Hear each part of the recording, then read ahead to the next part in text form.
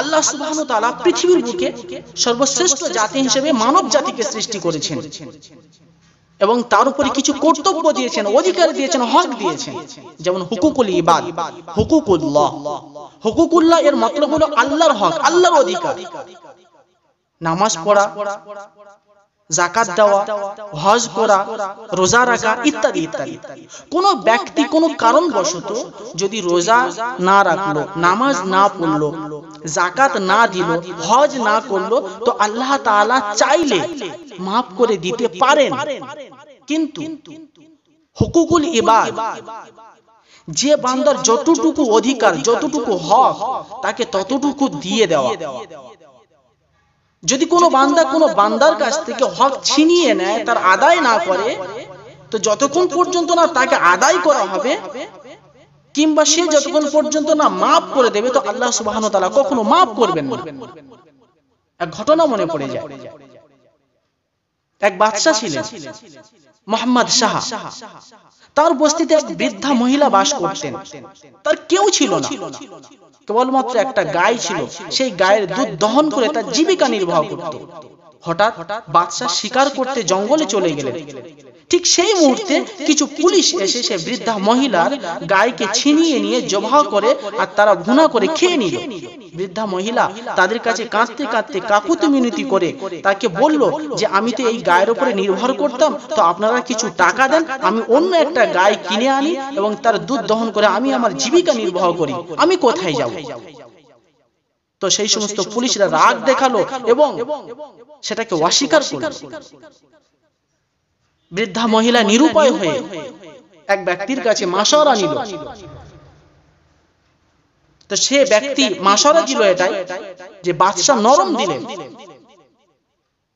তার কাছে আপনি এই সমস্যা নিয়ে যান, তিনি সমস্যা সমাধান করে দেবেন, তিনি কোনো ব্যবস্থাই করে দেবেন। তো বৃদ্ধা মহিলা বললেন যে পুলিশরা তো যেতেই দিচ্ছে না।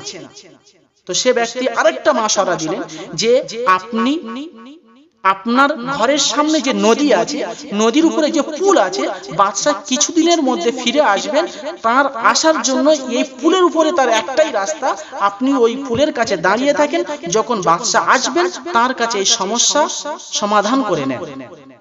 বৃদ্ধা মহিলা সেই পুলের কাছে বসে থাকলেন।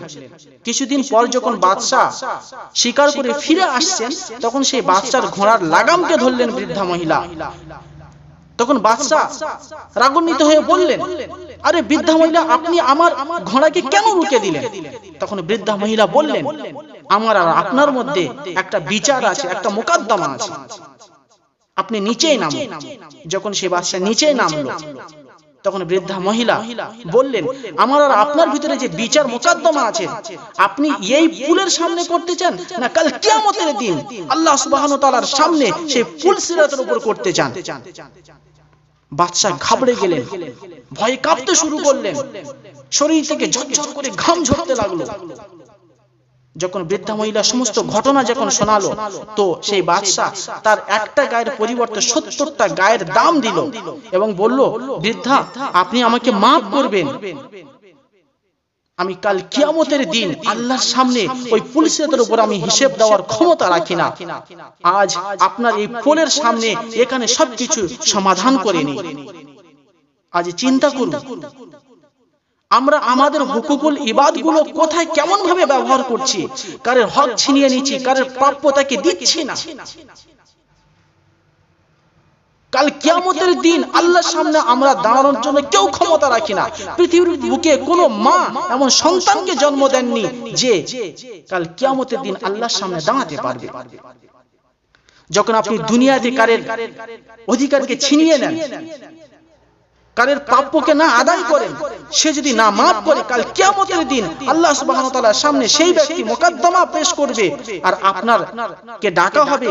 আপনার কাছে শুধু অন্য কোনো সম্পদ থাকবে না, শুধু আমলই থাকবে। সে যখন আপনি কিছুই যখন দিতে পারবেন না, তো আপনার নেক আমল সে ছিনিয়ে নেবে। আপনার কাছে যদি নেক আমল না থাকে, তার গুনাহ আপনার মাথার উপরে চাপানো হবে।